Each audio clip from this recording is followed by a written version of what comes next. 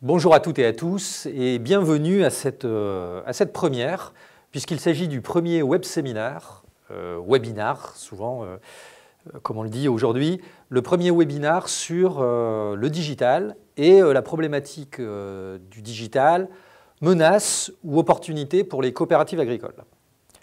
Alors ce que je vous propose pour entamer cette session qui va durer au maximum 1 heure, c'est déjà de vous en donner le plan.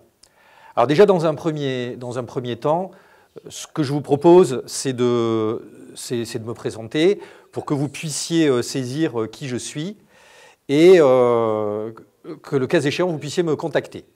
Première partie. Ensuite, mon intervention va être structurée en 3 blocs. D'abord, la définition de ce dont on parle. Qu'est-ce que c'est que le digital? Et vous verrez que le digital, finalement, c'est un monde protéiforme avec 5 dimensions. C'est le premier élément. Deuxième élément, une fois qu'on aura défini ce premier aspect, le numérique, le digital, de quoi on parle, je vous montrerai quels sont les impacts du digital sur le monde, sur le comportement des humains, sur l'évolution de l'économie, de la société de manière plus générale. Et évidemment, je vais faire une focale en 3e partie sur le monde de l'agriculture en général et celui des coopératives agricoles en particulier.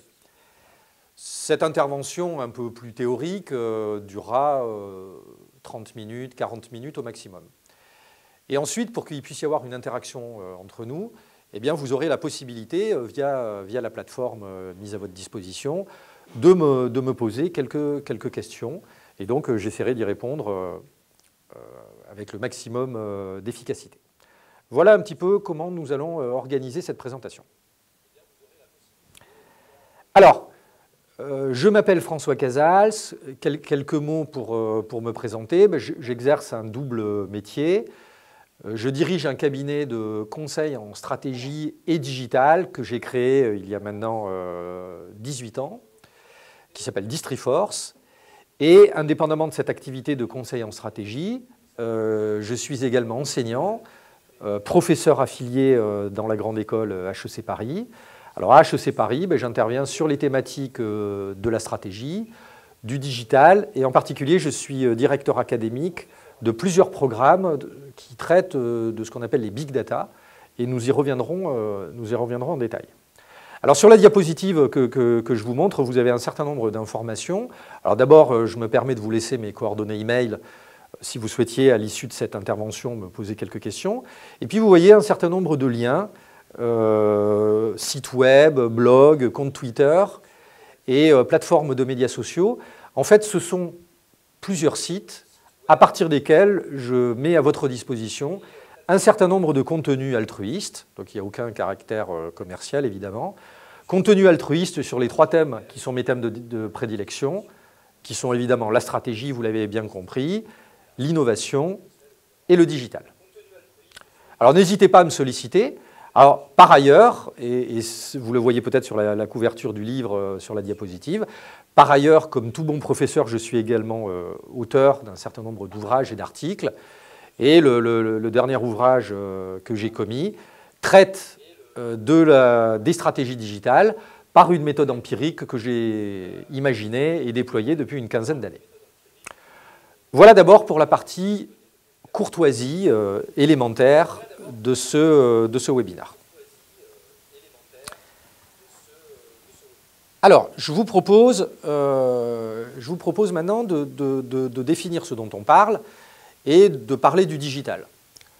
Alors d'abord, digital en français, peut-être un abus de langage, on aurait plutôt tendance à parler du numérique.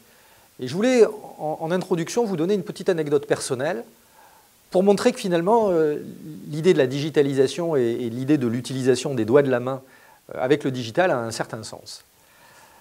Je suis, depuis 1 an et demi, le grand-oncle d'un petit-neveu qui a 18 mois. Et j'ai eu l'opportunité de faire venir ce petit-neveu chez moi. Et c'est un tout petit bébé, il ne sait pas encore parler, il marche à peine. Et dans le salon où était ma télévision, allumée sur un programme d'information en continu, ce petit garçon a marché vers l'écran, et comme le programme ne lui plaisait pas, avec ses doigts, d'une manière très très naturelle, eh bien, il a passé ses doigts sur l'écran de la télévision avec l'idée qu'évidemment, il pouvait changer d'écran et passer à un contenu qui lui plaise. Alors aujourd'hui, on est vraiment au cœur de la digitalisation et des nouveaux comportements que ça induit.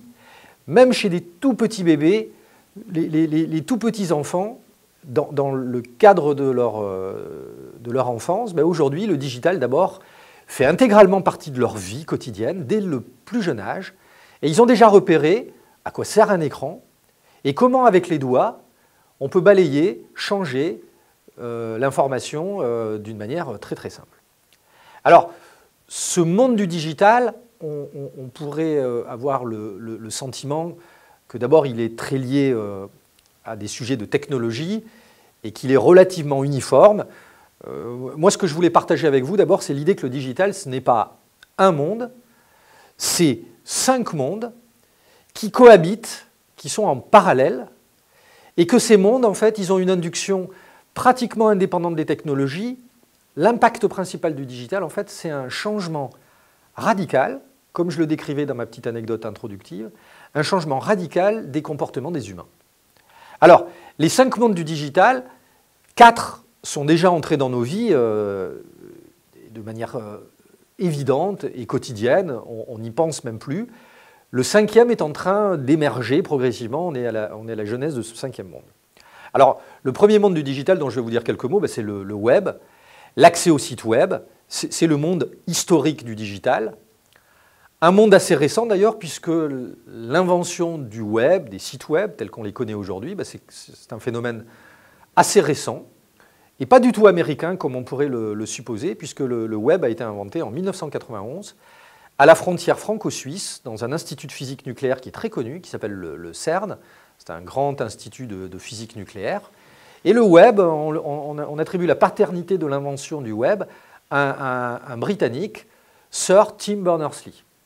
Peut-être vous avez eu l'opportunité de voir Sir Berners-Lee, puisque lors de la cérémonie d'ouverture des Jeux Olympiques à Londres, on a eu un début très britannique, très humoristique, avec la reine d'Angleterre et James Bond tombant en parachute d'un hélicoptère, avec un humour typiquement d'outre-Manche, et un certain nombre de personnalités britanniques qui étaient mises en avant, dont Tim Berners-Lee. Alors ça, c'est le premier monde du digital, c'est le web. Le deuxième monde que je vais détailler avec vous, c'est le web social. On l'appelle web 2.0. Là aussi, il est installé dans nos vies depuis plus d'une dizaine d'années.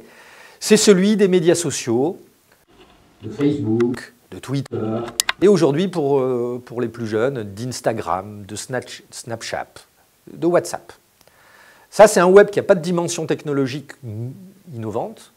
En revanche, c'est un monde digital qui fait émerger de nouveaux comportements sociaux. Deuxième monde. Troisième monde, et tout ceci est lié au digital, c'est le monde du mobile. Alors aujourd'hui, l'Internet mobile, et en particulier dans les pays développés, et plus spécifiquement en France, est entré radicalement dans nos vies. Et aujourd'hui, nous avons un accès ubiquitaire au web, à tout moment, en tout lieu, et avec toutes sortes d'appareils. Donc je vous donnerai quelques éléments sur ce web mobile. Le troisième monde, et là déjà on se rapproche peut-être de choses qui peuvent intéresser les coopératives agricoles, mais j'y viendrai dans le détail, c'est le monde du commerce en ligne. Alors ce monde du commerce en ligne est dominé par un acteur avec un poids prépondérant qui est Amazon. Il change radicalement les comportements d'achat des consommateurs. Alors on pourrait se dire que c'est un monde qui est surtout centré sur les relations entre des industriels qui commercialisent des produits grand public et des consommateurs finaux, mais vous verrez qu'aujourd'hui Amazon va bien au-delà de cette image d'Épinal du vendeur de livres ou de disques. Ça, c'est 4 mondes qui sont déjà complètement installés dans nos vies. Le 5e monde est en train d'émerger, c'est l'Internet des objets, et je vous expliquerai ce dont il s'agit. Voilà un peu ce dont nous allons parler rapidement. Alors, premier élément d'abord, ces 4 premiers mondes que je viens de décrire rapidement sont dominés par 4 acteurs qui ont un impact pratiquement monopolistique sur chacun d'entre eux. On les appelle les GAFA. Alors GAFA, c'est très simple, c'est l'initiale du nom de chacune de ces entreprises, Google, Apple, Facebook et Amazon.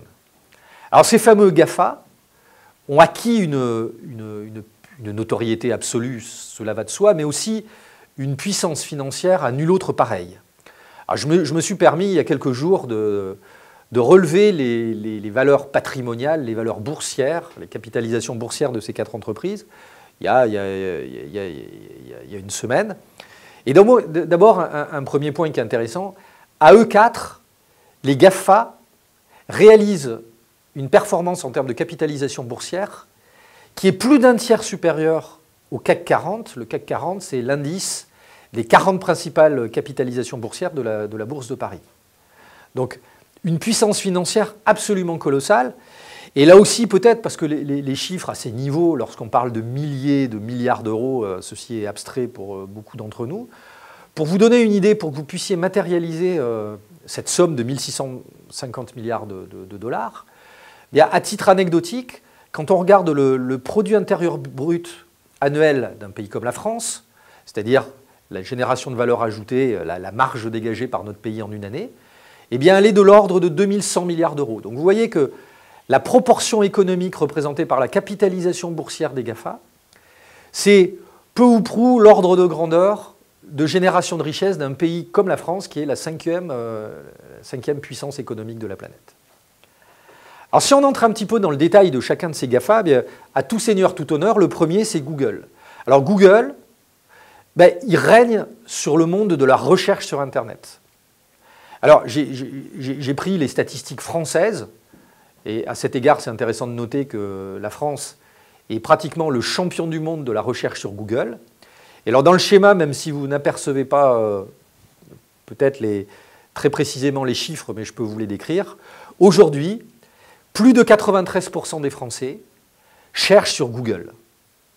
Les challengers de Google, Bing, c'est le moteur de recherche de Microsoft, et Yahoo, cumulent à eux deux un peu moins de 6% des recherches, et le moteur français, que pratiquement aucun Français ne connaît, DuckDuckGo, réalise une performance en termes de recherche qui est de 0,17%. Alors aujourd'hui, Google, il change de manière radicale nos vies, au sens où tous les Français, et pratiquement tous les Occidentaux, aujourd'hui, lorsqu'ils doivent réaliser une recherche, de quelque nature qu'elle soit, que ce soit une recherche à titre professionnel, à titre personnel, voire même à titre amical ou affectif, aujourd'hui, le réflexe spontané, c'est de chercher de l'information sur Google. Il contribue d'une manière capitale à la constitution de nos attitudes et de nos comportements humains, de manière générale, et de nos attitudes et de nos comportements d'achat en particulier. Un enjeu capital découle de cette puissance de Google.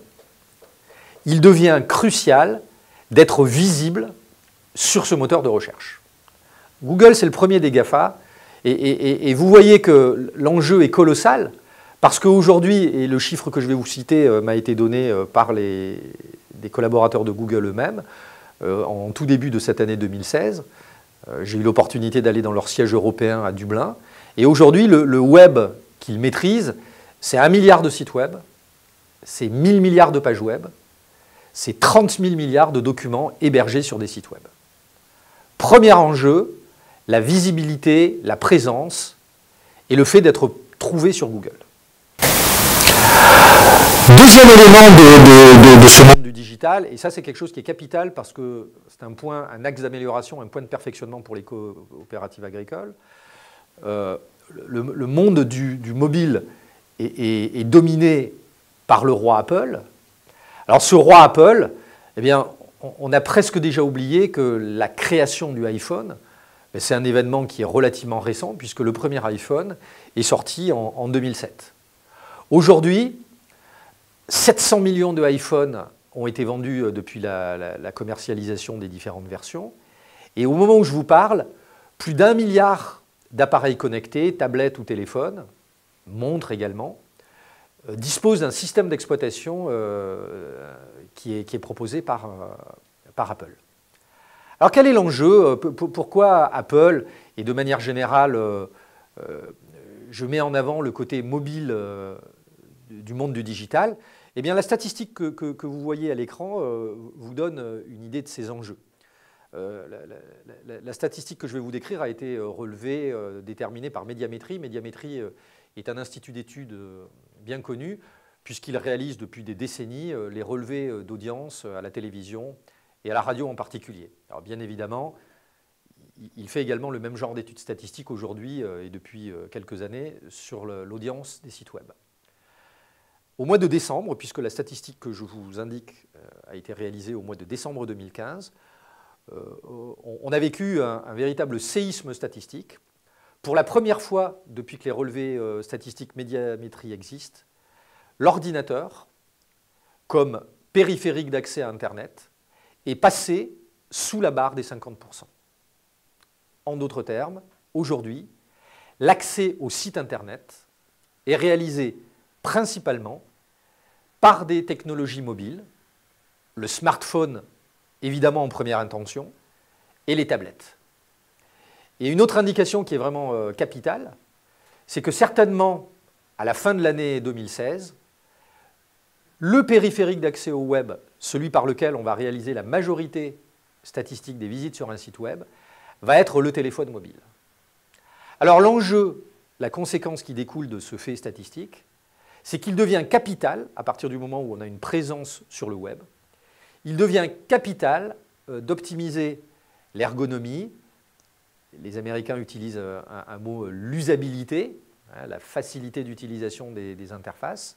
Il devient capital d'optimiser l'expérience des internautes pour que les sites web ou les différentes interfaces, ça peut être un site internet, mais pour la coopération agricole, des extranets, soient optimisés pour les interfaces mobiles. Lorsque vous regardez d'ailleurs la présence de Facebook dans cet univers des médias sociaux, ben, il est aujourd'hui le premier média social du monde avec un nombre d'inscrits colossal, plus de 1,5 milliard de personnes sont inscrites sur Facebook. Mais si on approfondit le schéma, peut-être vous n'apercevez pas très précisément les statistiques, mais le deuxième service de communication de Facebook, c'est WhatsApp. Et WhatsApp, de quoi s'agit-il? C'est une plateforme qui permet, à partir d'un téléphone mobile, d'adresser des mini-messages, on dirait SMS ou texto. Mais aujourd'hui, au niveau mondial, WhatsApp est devenu la première plateforme d'émission et de réception de mini-messages, devant même les SMS. En quatrième position, vous avez également la propre messagerie de Facebook, Facebook Messenger. Vous voyez qu'aujourd'hui, Facebook exerce une domination à nul autre pareil. Mais dans la liste des différents médias sociaux, vous en voyez une quantité très importante, dont également un certain nombre de médias sociaux à vocation beaucoup plus professionnelle, le plus connu d'entre eux étant LinkedIn, plateforme de profil professionnel en ligne. Troisième,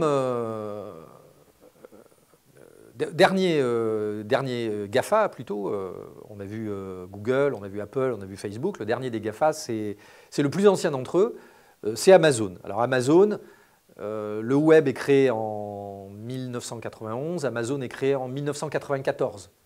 Donc 3 ans après la naissance du web, Amazon devient le roi du e-commerce. Alors d'abord avec un nombre de clients colossal, 250 millions de clients, et avec surtout, et c'est là où il change radicalement la logique, avec un nombre de produits à nul autre pareil. Aujourd'hui sur le site d'Amazon, c'est pratiquement 200 millions de produits qui sont disponibles. Alors là aussi, ceci est un chiffre abstrait, peut-être pour vous donner un référentiel. Aujourd'hui, dans un grand hypermarché, type Carrefour ou Auchan, un hypermarché de 10 000 m², donc c'est déjà une infrastructure commerciale de très très haut niveau. Mais aujourd'hui, on estime que dans un tel hypermarché, très grande surface, on a au maximum 50 000 produits. Donc vous voyez un petit peu l'écart. Dans un grand hypermarché, on a 50 000 produits. Sur Amazon, on a pratiquement plus de 200 millions.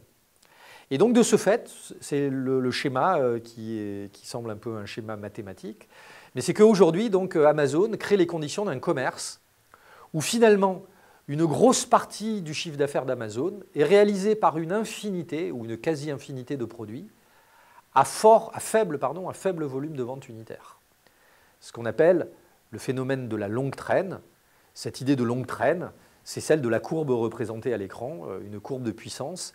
Et c'est le titre éponyme d'un ouvrage écrit par un Américain qui s'appelle Chris Anderson. Amazon aujourd'hui change radicalement la donne du commerce. Et alors quelque chose qui est intéressant et qui est plus méconnu, c'est qu'Amazon est évidemment est l'acteur de la vente aux particuliers que vous connaissez certainement, mais il est également le leader mondial d'une autre activité, et cette activité, ce leadership mondial est beaucoup plus méconnu. Amazon aujourd'hui, via son entité qui s'appelle Amazon Web Services, est le leader mondial incontesté, largement devant Microsoft, de ce qu'on appelle le cloud computing, l'informatique déportée ou l'informatique dans les nuages. Donc c'est intéressant de noter qu'aujourd'hui, Amazon est présent à la fois sur le e-commerce traditionnel, il est présent sur les infrastructures informatiques, et au-delà, il s'intéresse à toute la logistique. Il vient de réaliser la semaine dernière l'achat de 20 Boeing pour se lancer et pour devenir leader du fret aérien. Par ailleurs, Jeff Bezos, le fondateur d'Amazon, a aussi créé une entreprise qui est très médiatique, qui s'appelle Blue Origin. C'est une compagnie spatiale à vocation touristique. Donc vous voyez que les GAFA aujourd'hui prennent un rôle capital dans tous les comportements humains. Au-delà des GAFA, nous sommes en train d'arriver dans un monde tout à fait nouveau, singulier, porteur d'énormément d'opportunités et autant de menaces. C'est ce qu'on appelle l'Internet des objets.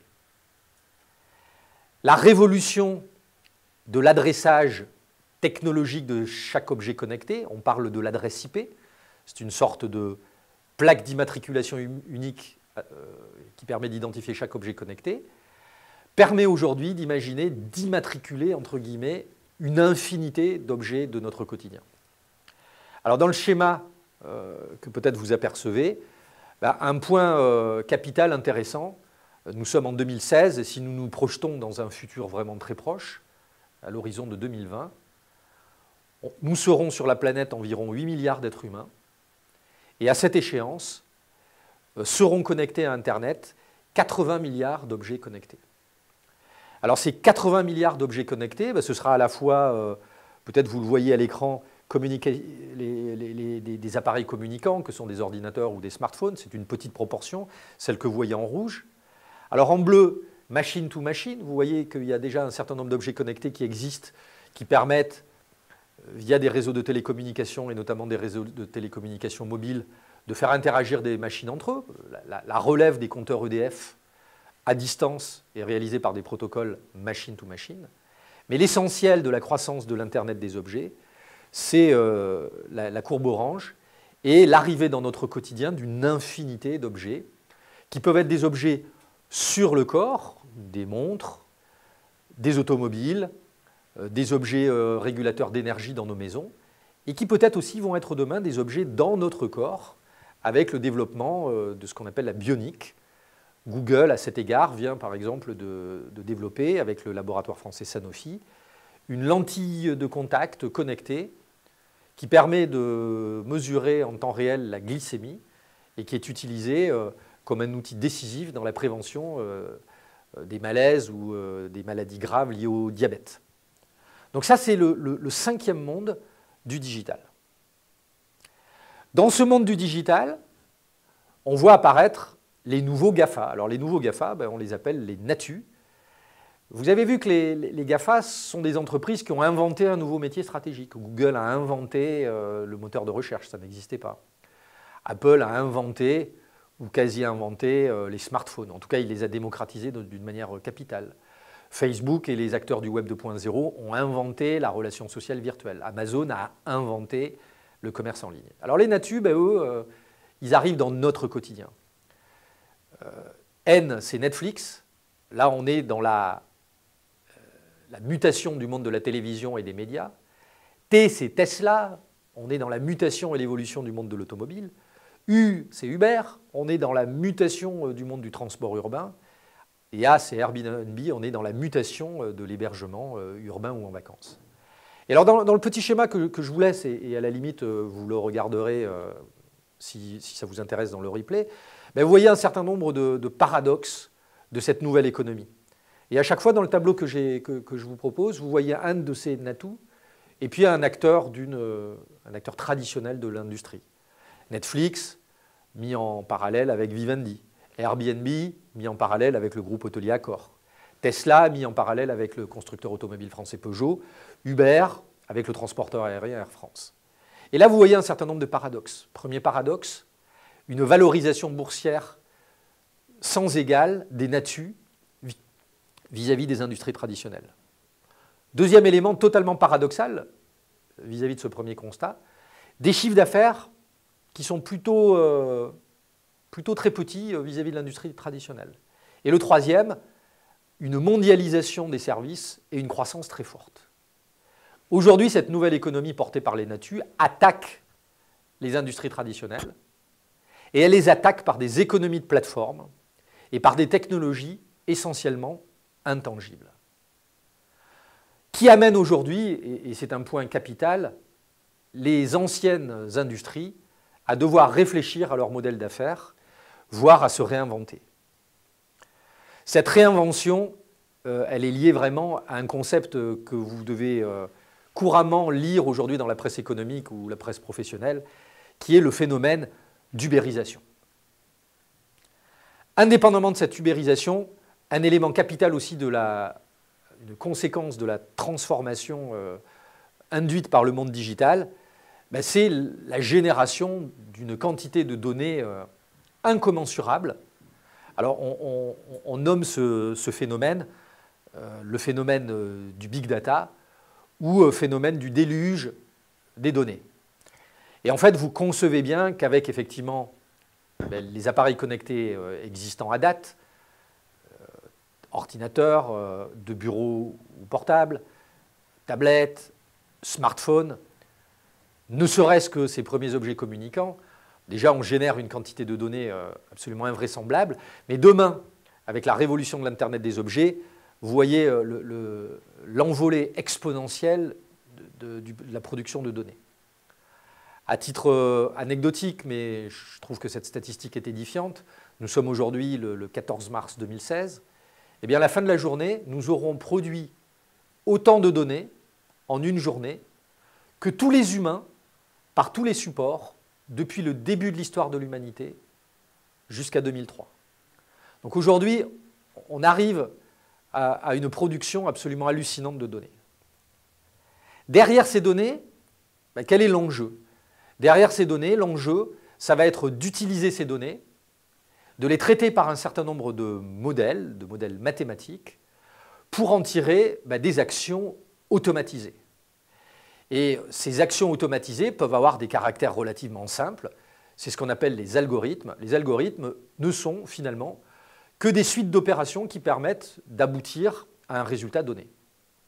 Alors aujourd'hui, nous sommes entrés dans une économie où de nombreux algorithmes gouvernent nos vies. Mais au-delà de ces algorithmes qui sont vraiment de l'informatique traditionnelle, des vieux systèmes d'information, on entre aussi dans l'ère des machines apprenantes. Alors ces machines apprenantes, c'est les machines d'intelligence artificielle. L'une d'entre elles défraie la chronique depuis quelques jours, puisque l'ordinateur, l'intelligence artificielle de Google aujourd'hui est engagé dans un bras de fer contre le champion du monde du jeu de Go, jeu de stratégie dont on a toujours pensé qu'il serait impossible à une machine de pouvoir le maîtriser. Et au moment où je vous parle, si je ne me suis pas trompé dans mes relevés d'informations, mais aujourd'hui, la machine a d'ores et déjà gagné les 5 manches, puisque le score est de 3 victoires à 1. L'humain, champion du monde de Go, a sauvé l'honneur. Mais aujourd'hui, dès à présent, ces intelligences artificielles sont capables d'élaborer un certain nombre d'actions, de prévisions, de manière totalement autonome. À l'écran, vous avez à la fois une représentation idéalisée d'une machine intelligente, un robot, mais en fait, la véritable intelligence artificielle, c'est la photo que vous voyez. La plus connue du monde, c'est l'intelligence artificielle qui est déjà commercialisée par IBM et dont le nom est Watson. Dès à présent, on est sorti des films de science-fiction de 2001 Odyssée de l'espace, où on imaginait Hall 900 ou Karl, selon la langue de visionnage. Et ces spéculations du monde des années 70, imaginées par Philippe K. Dick, aujourd'hui sont entrées dans nos vies. Alors, l'agriculture, dont les Les dernières nouvelles dans la presse décrivent pour le citoyen ou le consommateur un monde englué dans le passé. Mais aujourd'hui, cette image d'un monde dépassé ne correspond absolument pas à la réalité de manière générale, et en particulier concernant la digitalisation de ce monde. Alors j'ai repris quelques statistiques, des statistiques très simples, qui sont celles de la connexion des agriculteurs aux différents médias digitaux. Et j'ai pris 2 statistiques vraiment significatives. D'abord, le taux d'agriculteurs connectés. 82%, c'est strictement le taux de connexion des Français. Donc aujourd'hui, l'agriculteur français n'est ni plus ni moins connecté que le français moyen. De la même manière, si l'on considère l'inscription des agriculteurs sur un certain nombre de médias sociaux, on retrouve exactement une proportion identique à celle des Français. Aujourd'hui, l'agriculture est digitalisée comme n'importe quelle des industries.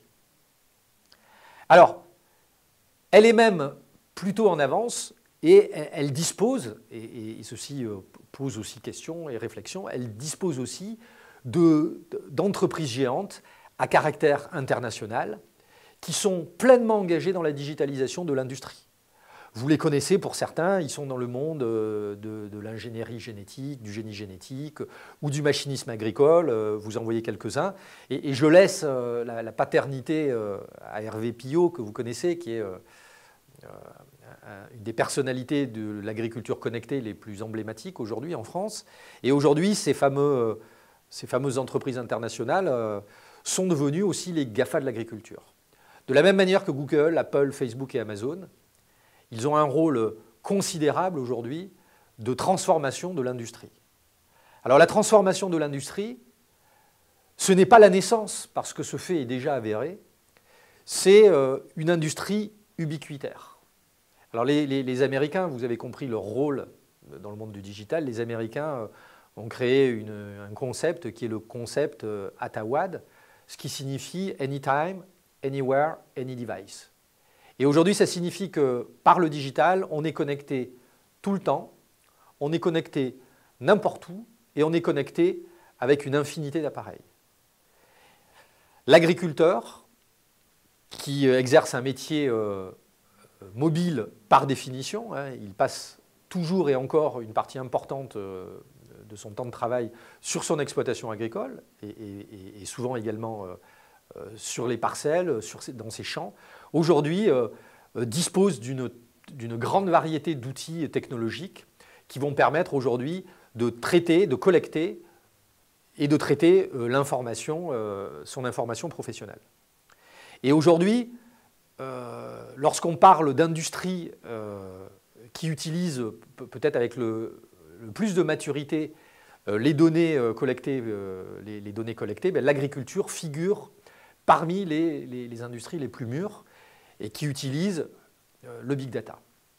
Il s'agit, cette connexion du monde de l'agriculture, de manière générale, des agriculteurs en tant qu'exploitants et des coopératives agricoles comme outil collectif, cette réussite de la connexion et l'utilisation de toutes les technologies que je viens de décrire représente, à mon sens, des facteurs décisifs de succès de l'industrie.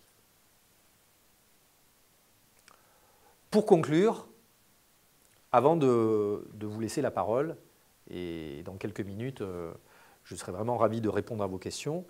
Pour conclure, j'aimerais citer un auteur important qui est Jeremy Rifkin.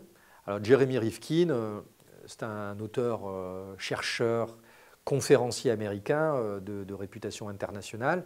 Et ce que Jeremy Rifkin nous propose dans un livre qui est devenu un best-seller international, c'est l'idée qu'aujourd'hui, tout ce que je viens de vous décrire transforme radicalement le monde dans lequel nous vivons.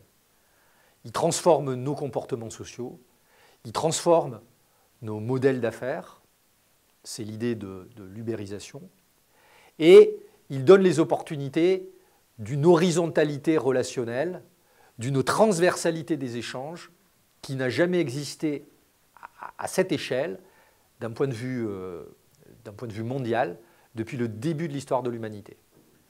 Au sens de Jérémy Rifkin, nous sommes vraiment entrés, et c'est ma conviction très profonde, nous sommes vraiment entrés dans une nouvelle révolution industrielle. Ceci concerne toutes les industries en général. Et moi, j'ai la conviction très profonde, très sincère, que ceci concerne l'agriculture de manière beaucoup plus spécifique. Voilà ce que je voulais partager avec vous. Avant de vous remercier et le cas échéant de vous laisser la parole, si vous avez quelques questions à me poser, ben je vous recommande vivement, si vous êtes intéressé par les thématiques que je viens d'évoquer, les quelques thèmes que je viens de partager avec vous, ben j'aimerais vous rappeler, si vous ne le saviez pas, que l'Institut de la coopération agricole estime, et moi aussi, que tous ces thèmes méritent d'être largement approfondis, bien au-delà d'une heure ou de 3/4 d'heure passés ensemble en ligne. Et donc je vous propose, et l'Institut de la coopération agricole vous adressera à nouveau par email les informations à cet égard, mais je vous propose de nous rejoindre les 6 et 7 avril lors d'une formation sur la transformation digitale du monde de la coopération agricole. Non seulement nous allons aborder, reprendre, mais surtout développer de manière beaucoup plus concrète et beaucoup plus appliquée au secteur les différents thèmes que j'ai abordés.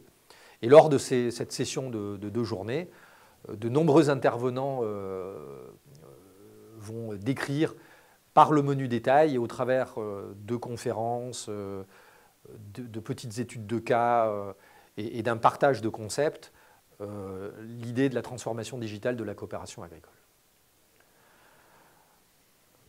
Ça fait 35 minutes, pratiquement 40 minutes que je partage ces quelques moments avec vous. Je voulais d'abord, évidemment, vous remercier de votre attention. Alors, ce webinaire est filmé, mais il est également enregistré. Donc, vous allez le retrouver sur une plateforme qui vous permettra de le visionner à nouveau en replay, comme on le fait sur les grandes chaînes de télévision.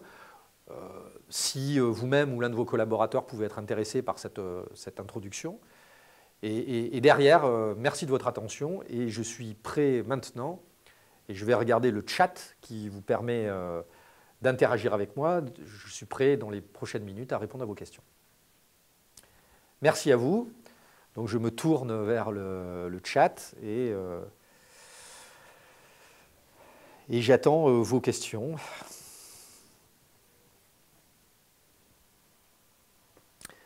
Alors la technologie digitale, c'est... D'abord, j'aimerais saluer les 33 spectateurs, hein, puisque là, effectivement, je viens de constater qu'on était assez nombreux, donc vous voyez, c'est quand même quelque chose qui est intéressant. Alors, souvent sur Internet, quand ça ne fonctionne pas bien, on actualise. Donc je vais actualiser mon interface et puis éventuellement répondre à vos questions. Ah voilà, ça y est. Alors, sera-t-il possible, je vais commencer par la première que je vois, sera-t-il possible de récupérer votre support? Alors oui, vous pourrez tout à fait récupérer mon support. Je vais le laisser à l'Institut de la coopération agricole à l'issue de cette prestation et vous pourrez le télécharger librement. Donc je prends l'engagement devant vous de le mettre à votre disposition, pas de problème. Alors Édouard me pose la question, bonjour, l'agriculture est-elle en retard sur le digital? J'ai déjà abordé partiellement cette question. Non seulement l'agriculture n'est pas du tout en retard sur le digital, mais elle figure d'une manière assez paradoxale vis-à-vis de nos concitoyens comme une des industries les plus connectées. Aujourd'hui, la géolocalisation des parcelles, la surveillance de l'efficacité industrielle dans le domaine de la culture, le monitoring, l'observation de la performance, que ce soit dans le domaine du végétal ou de l'animal également, font que l'industrie est non seulement pas du tout en retard, mais largement en avance. Alors bonjour, à quel niveau une petite coopérative territoriale peut-elle intervenir sur le big data, outils, formation? Alors d'abord, vis-à-vis de ça, moi je suis amené à intervenir de manière assez fréquente dans de petites structures coopératives.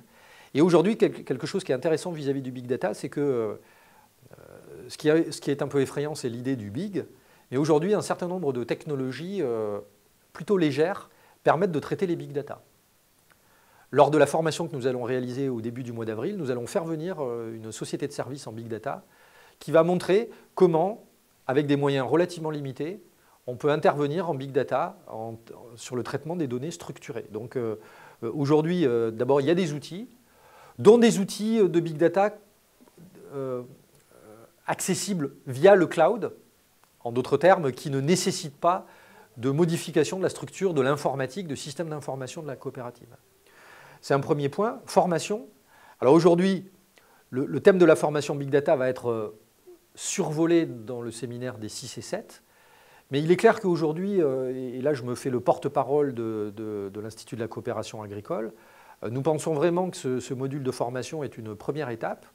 Et à mon sens, il y aurait effectivement un véritable intérêt à peut-être approfondir le thème du big data au travers d'un séminaire de formation ad hoc, personnalisé, spécifique, appliqué aux thématiques agricoles. Alors, question de Pascal. Bonjour à tous, j'aimerais savoir s'il est vraiment utile de communiquer pour une coopérative agricole. Alors ça, c'est un thème qui est vraiment intéressant et paradoxal. Aujourd'hui, une coopérative agricole, sauf si on considère le champ assez spécifique des libres services agricoles, a priori, n'a pas de communication, et notamment sur le grand public. Elle est sur un territoire donné, dans une bulle sociale qui est constituée de ses adhérents.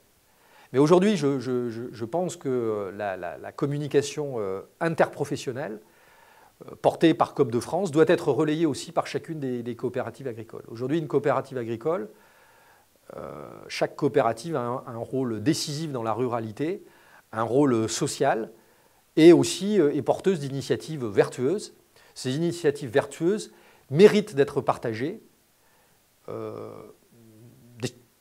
Déjà, pour que nos concitoyens sachent les bienfaits et l'impact positif du monde de l'agriculture dans notre vie de tous les jours. Et aussi, c'est capital vis-à-vis de toutes les parties prenantes, et notamment vis-à-vis de l'État. Madina me pose la question suivante. Bonjour, plus de 93% des Français utilisent Google en tant que spécialiste. Que pensez-vous de Quant? Aujourd'hui, c'est intéressant.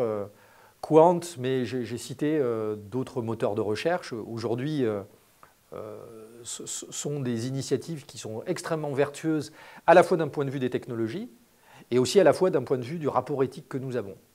Le problème aujourd'hui, et je pense que la difficulté, est à une absence de prise de conscience et de moyens des exécutifs politiques pour promouvoir, ne serait-ce qu'au niveau européen, c'est sans doute le bon échelon, un certain nombre d'outils européens qui soient capables de défier les grands Américains.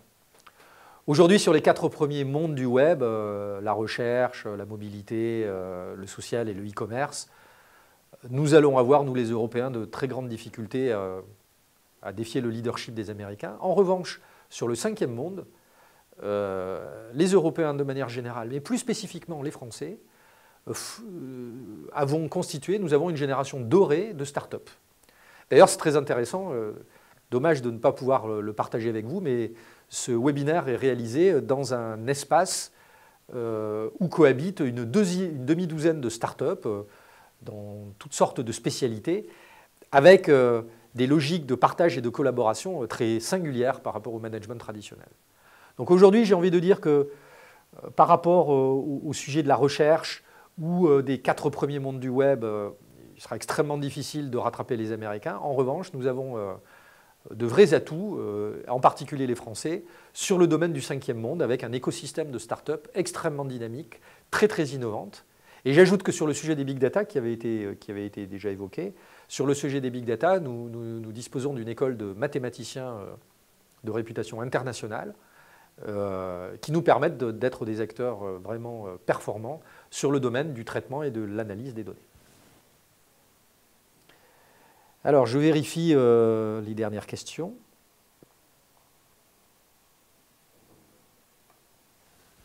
Eh bien, je pense que nous avons... voilà une question qui arrive. Les agriculteurs ont peur que leurs données personnelles soient utilisées à des fins économiques, voire réglementaires, environnementales. Que peut-on leur répondre pour les rassurer? Je ne peux pas vous rassurer. Mais j'aimerais témoigner de ma matinée. J'ai effectué une conférence ce matin à la direction générale de la gendarmerie nationale. Et aujourd'hui, vis-à-vis des données, eh bien, on est dans un paradoxe. À la fois, effectivement, on aimerait pouvoir profiter de tous les apports des nouvelles technologies Big Data, mais auquel cas il faut que les données soient mises à disposition. Et puis à la fois, on veut préserver l'intégrité, la confidentialité, sa propre confidentialité, et on a peur des effets collatéraux liés au partage ou à la mise à disposition des données personnelles. Nous avons eu ce matin avec des officiers supérieurs et des officiers généraux de la gendarmerie nationale un débat particulièrement intéressant, parce que vous concevez qu'à une époque, et nous en particulier en France, on ressent ça vivement, à une époque où des menaces et des groupes terroristes menacent notre pays, en utilisant largement d'ailleurs les technologies digitales, eh bien, les autorités qui assurent notre protection et la sécurité publique veulent évidemment avoir accès à ces données. Au moment où je vous parle, un bras de fer juridique terrible fait s'affronter le FBI, une autorité de sécurité publique américaine, et Apple, dans le cadre d'une enquête judiciaire, pour déchiffrer les iPhones. Aujourd'hui, c'est un point singulier important. Il est vrai que sur ce sujet de la confidentialité des données, les usages précèdent très largement les réflexions du législateur. J'espère et je crois que ceci va se réguler progressivement, mais au moment où on se parle, il est vrai qu'il est difficile d'apporter une totale sécurité sur le sujet qui est évoqué par Sophie, qui est cette sécurité des données. Alors Sophie, finalement je suis assez agréablement surpris des nombreuses questions que vous me posez. Sophie me pose la question suivante: comment se structurer pour analyser toutes ces données de Big Data, moyens, serveurs et intérêt d'un partage avec plusieurs coopératives? En fait, Sophie, vous donnez la réponse dans la question que vous posez. Je crois qu'en fait, sur le sujet du digital de manière générale et des Big Data en particulier, il me semble que la clé, c'est la mutualisation d'un certain nombre de moyens. Effectivement, je reviens à la question qui m'était posée sur Big Data et petites coopératives. Aujourd'hui, en France, on a de mémoire entre 2500 et 3000 coopératives agricoles. L'immense majorité d'entre elles sont des PME. Une petite proportion, moins de 10%, sont des entreprises de taille intermédiaire, voire des grandes entreprises. Il est clair qu'aujourd'hui, d'un point de vue de l'organisation, des infrastructures technologiques, mais le sujet, il n'est pas tellement dans les infrastructures technologiques, il est plutôt dans les infrastructures et la compétence humaine. C'est très difficile d'envisager pour une petite coopérative agricole de déployer des grands projets, et notamment sur ce sujet des Big Data. En revanche, il est possible et probable que la mutualisation d'un certain nombre de moyens, peut-être sous l'égide interprofessionnelle de COP de France, hein, ça pourrait s'imaginer, permettent à l'industrie de largement progresser sur ces sujets. Question de Jean-Paul. C'est une question qui m'est très très fréquemment posée aujourd'hui. Je vous la lis. L'accès au réseau n'est-il pas un frein au déploiement de ces technologies, notamment au milieu rural? Alors tout d'abord, s'il est vrai qu'on a encore en milieu rural un certain nombre de zones blanches d'accès, cet état de fait est en train vraiment de disparaître progressivement. J'ajoute aujourd'hui que les opérateurs de télécommunications ont un certain nombre d'obligations de service public qui va devoir les amener dans un horizon vraiment très proche, autour des 3 ans, à fournir un accès au débit mobile dans toutes les zones de France. Ça, c'est un premier élément de réponse. Un deuxième élément de réponse réside dans le fait que les fameux GAFA, aujourd'hui, se positionnent de plus en plus comme fournisseurs d'accès à Internet sur des zones blanches. Dernier point de réponse, beaucoup des moments où l'agriculteur est connecté se font à domicile pour traiter un certain nombre d'aspects administratifs ou industriels de son métier. Et moi, je peux en témoigner parce que je suis originaire d'un département rural, l'Aveyron.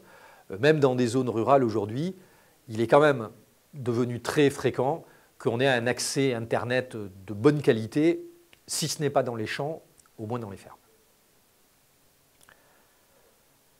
Voilà, je vous remercie vivement de votre attention. J'espère que cette première initiative a répondu à certaines de vos questions.